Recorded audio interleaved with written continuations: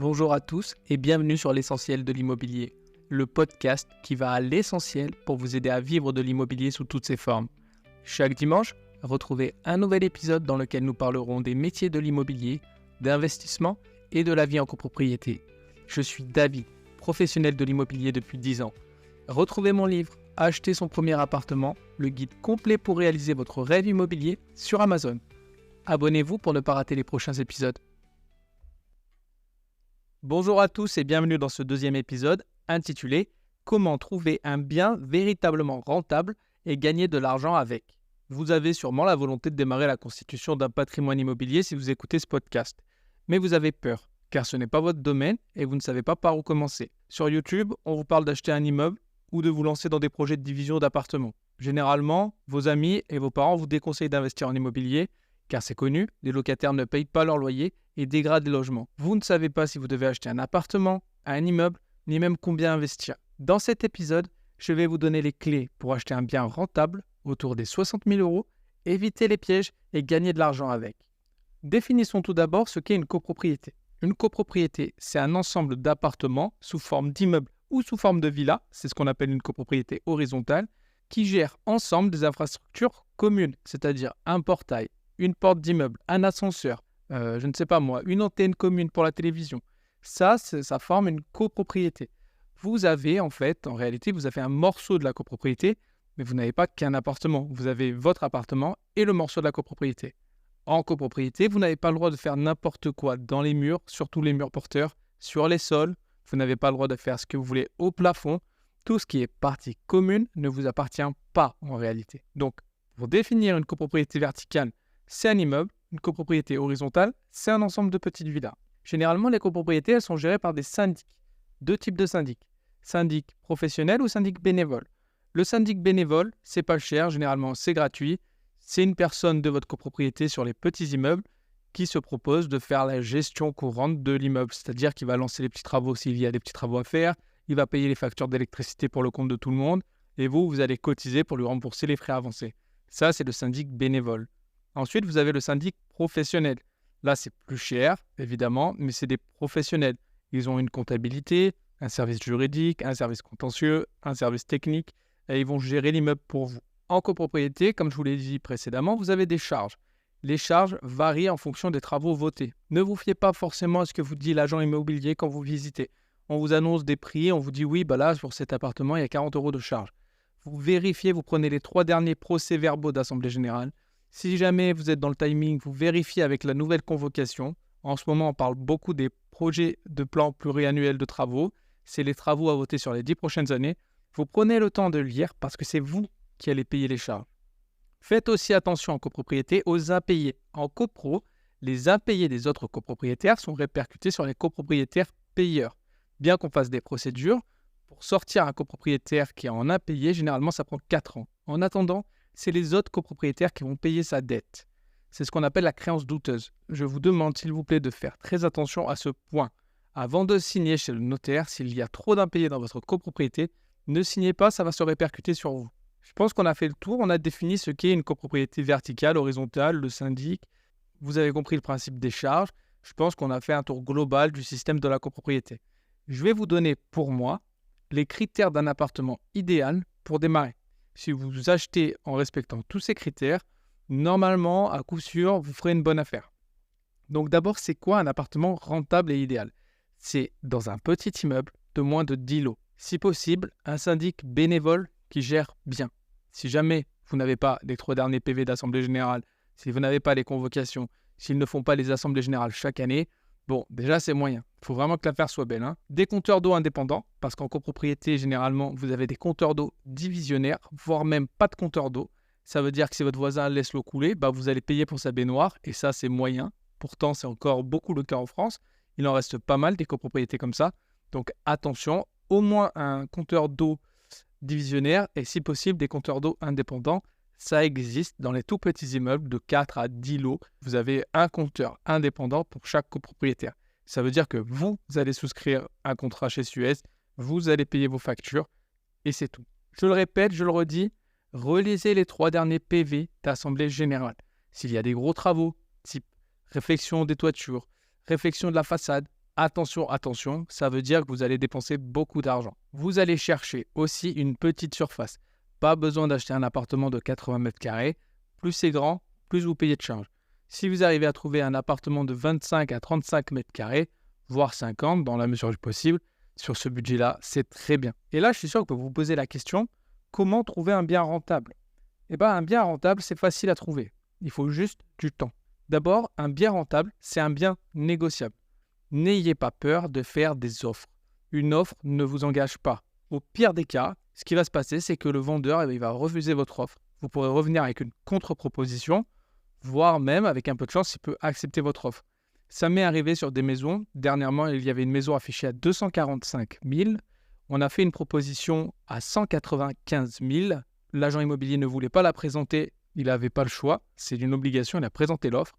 On a eu un retour d'acceptation d'offre à 200 000. On a fait baisser le prix de 45 000. Alors, c'est pas magique. Je ne suis pas là pour vous vendre du rêve. Il y avait plein de travaux dans la maison. Il y avait un problème aussi avec les toilettes. N'empêche qu'avant nous, personne n'a voulu faire de proposition.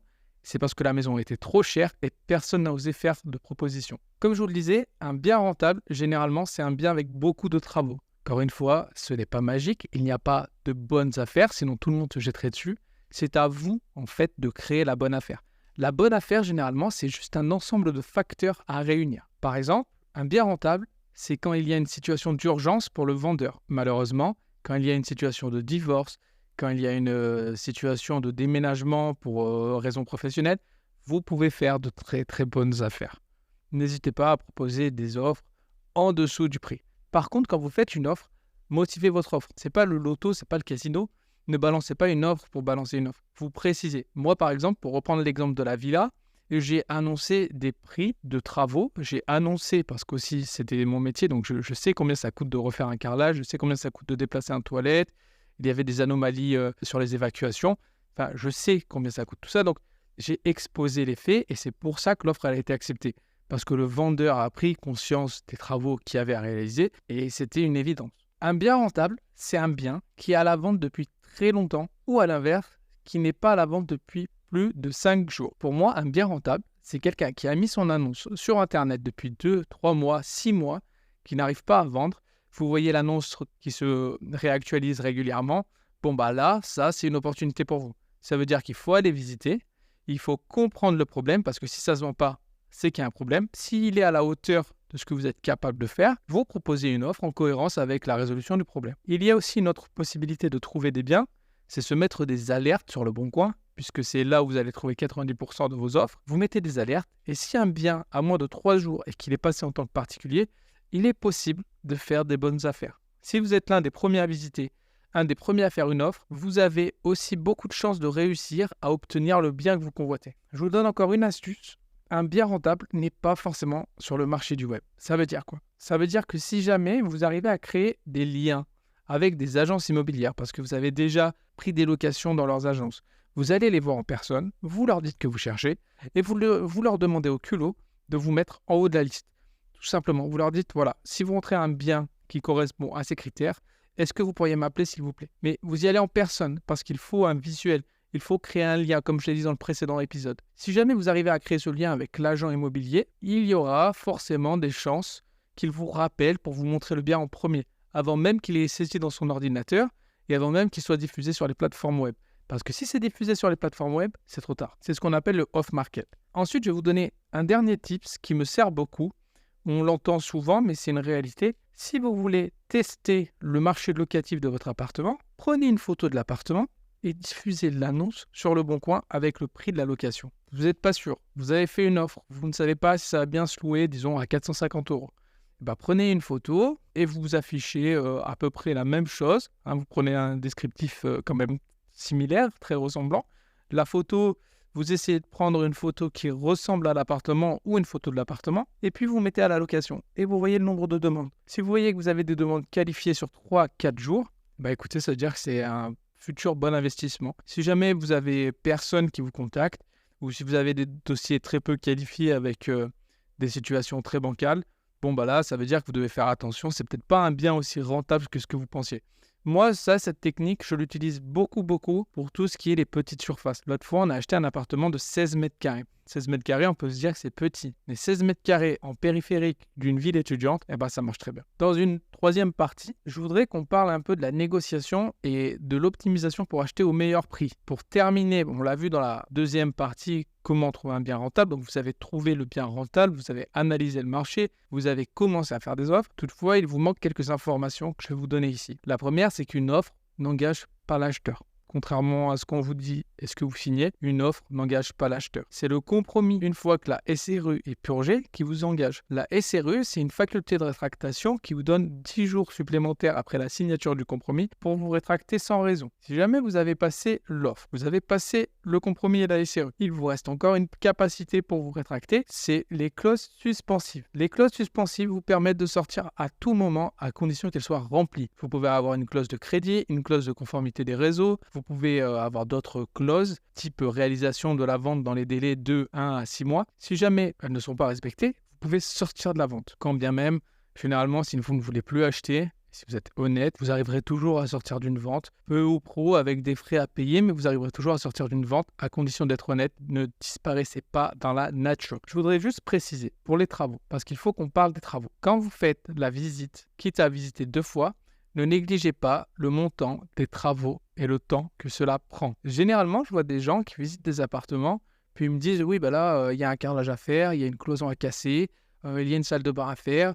Dans 1 mois, c'est prêt. » Non, c'est faux. Dans 1 mois, c'est pas prêt. Déjà, il vous faut trouver les artisans, il vous faut coordonner les chantiers, encore plus quand il y a un plombier et un électricien en même temps. Et en même temps, si vous faites le carrelage, la salle de bain, il faut coordonner tous les corps de métier pour travailler ensemble. Eux, ils ont aussi des plannings. Ils ne vont pas faire 100% le chantier chez vous. Ils vont se dispatcher sur tout leur chantier en cours. Donc, ça prend du temps. Généralement, ne sous-estimez pas le temps que ça prend de faire un chantier. Ne négligez pas non plus le prix que ça coûte. Je vous donne approximativement des coûts. Sur un appartement de 25 mètres carrés, si on vient coller un carrelage sur l'ancien sans décoller l'ancien carrelage, 25 mètres carrés, c'est à peu près 2 500 € sans la fourniture. Si vous avez de la chance, vous arrivez à prendre un carrelage pas trop cher et vous arrivez à inclure tout ça dans le prix. Une salle de bain, remplacement d'une baignoire par une douche, plus les agréments, le meuble, la faïence, c'est à peu près 3 500 €. La modernisation d'un réseau électrique sur 25 mètres carrés, s'il n'y a pas trop de choses à faire, c'est entre 1 500 et 2 000 €. Dans les prix que je viens de vous donner, vous rajoutez plus ou moins 20% sur les montants.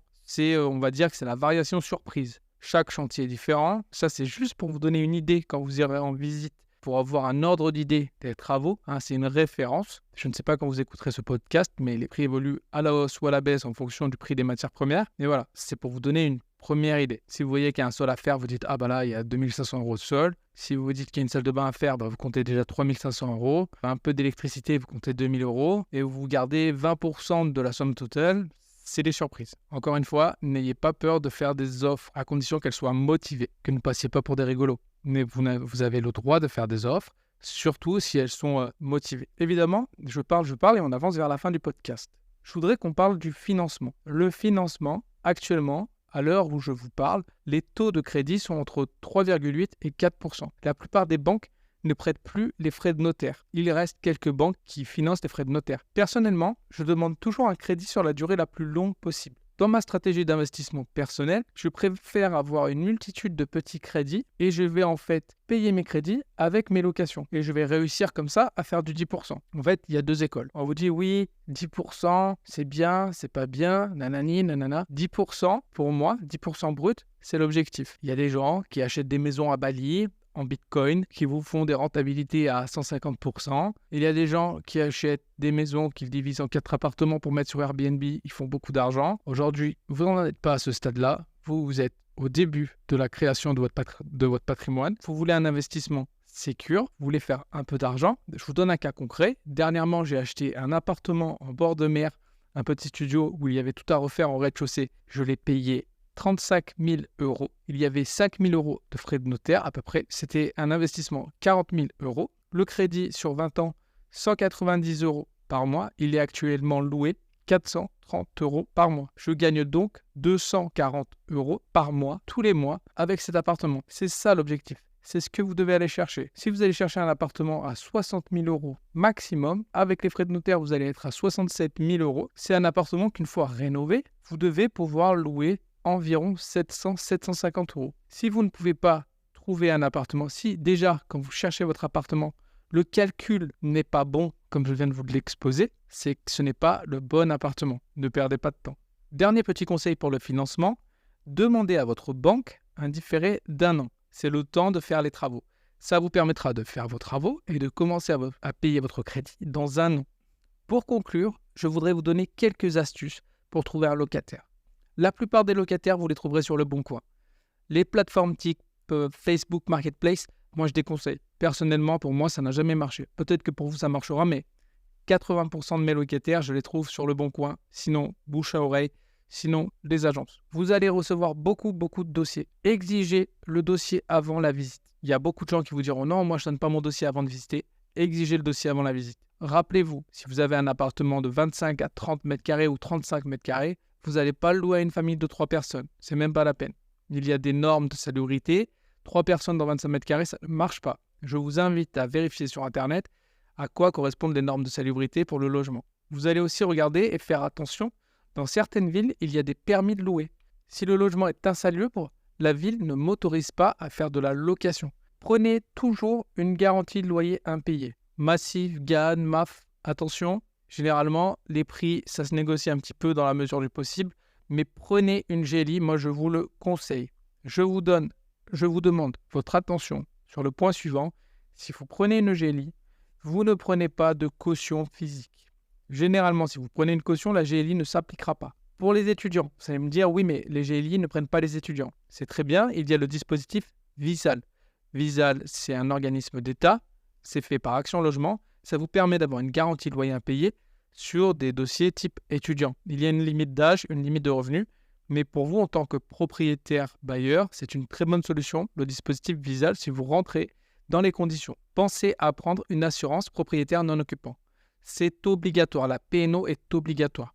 Je vais vous raconter une petite histoire, je digresse un petit peu, mais il y a un immeuble dans lequel il y avait une personne qui avait un appartement au 3e étage. Dans cet appartement, elle n'avait pas pris de P&O. Son locataire est parti, donc elle a fait rupture du bail, tout ça, il est parti. Et là, il y a une fuite au chauffe-eau en plein hiver. L'appartement était vide, l'appartement n'était pas assuré. L'eau a coulé, elle a endommagé les 2 autres appartements en dessous. La dame a eu 80 000 euros de travaux à payer de sa propre poche puisqu'elle n'avait pas d'assurance. Pour refaire les 2 autres appartements situés en dessous, prenez une P&O, c'est obligatoire. Attention aux modèles de baux et d'état des lieux que vous trouvez sur Internet. Il y en a des très bien, il y en a des moins bien. Je vous conseille de les comparer, de vérifier que toutes les clauses sont dans votre bail et généralement, ça doit pouvoir le faire. Moi, j'utilise des modèles que je trouve sur Internet, ils sont très bien, mais j'ai quand même croisé quelques modèles qui ne sont pas adaptés ou qui ne sont plus adaptés. Dernier point que je voulais voir avec vous, attention à bien fournir les diagnostics et respecter les classes énergétiques. Attention, c'est très important. Si vous n'avez pas les diagnostics de performance énergétique et tous les diagnostics annexes, vous pourriez avoir de graves problèmes. Faites vraiment attention. Payez 200-300 euros. Mais faites réaliser les diagnostics et faites-les signer à votre locataire. Paraphez toutes les pages et signez les dernières pages. Voilà, nous arrivons sur une fin de podcast. J'ai pris encore beaucoup de plaisir à faire ce second épisode.